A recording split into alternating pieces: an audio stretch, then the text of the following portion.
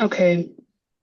Okay. Hi, everyone. So this is our presentation on heart rate, mean arterial pressure, and the changes that occur during exercise. The beginning of this experiment starts with recording supine blood pressure. So while our participant is lying down, we record that supine blood pressure.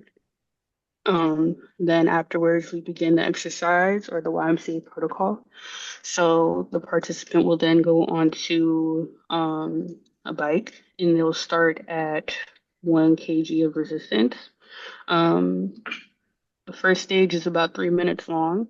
So during that 3 minute period, we record exercising blood pressure.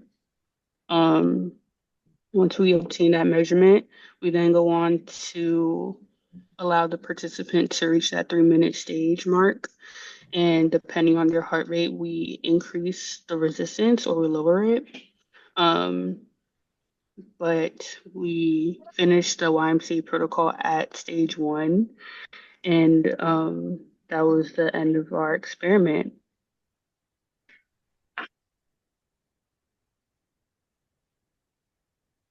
So we could look at the data now. Yeah, can you see my screen now?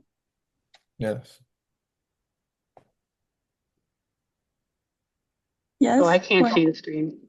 Oh, I see it now. Yes, yeah. Yeah, so I will explain our data. So from the from our data, we can see when the participant at rest, um her MAP is around 90, and after she gonna do some exercise, her MAP is around 100. So the MAP rise and stay slightly elevated during the exercise. So um, what drive this? Because our MAP is calculated from the formulate DBP plus one SBP minus DPB 30%. So the increase in SVP and pulse pressure during exercise can make the MAP increase. And in our graph, we can see the SVP increase and the DPB stay the same. So eventually our MAP is increased. Um, yeah, physically it's reflect about the increased cardio output because heart rate raised, and also the decrease in resistance from the vasodilation in the active muscle.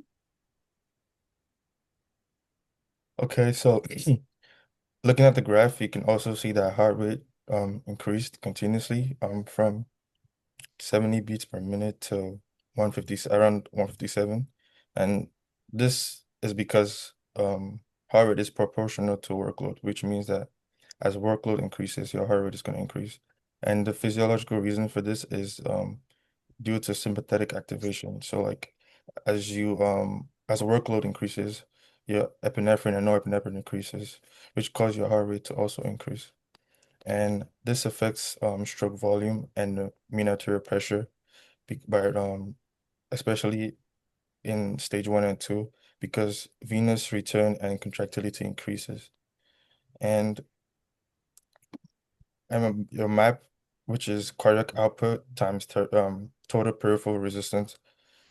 So during aerobic exercise, cardiac output increases and your TPR decreases at first, and which means that MAP increases slightly, and it's driven by your cardiac output. So your cardiac output is your mean arterial pressure is like influenced by your cardiac output.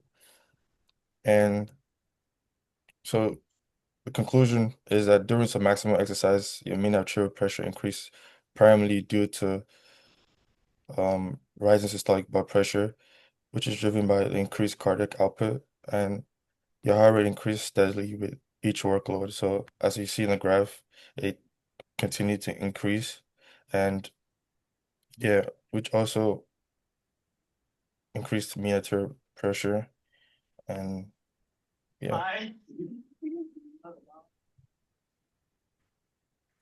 Awesome.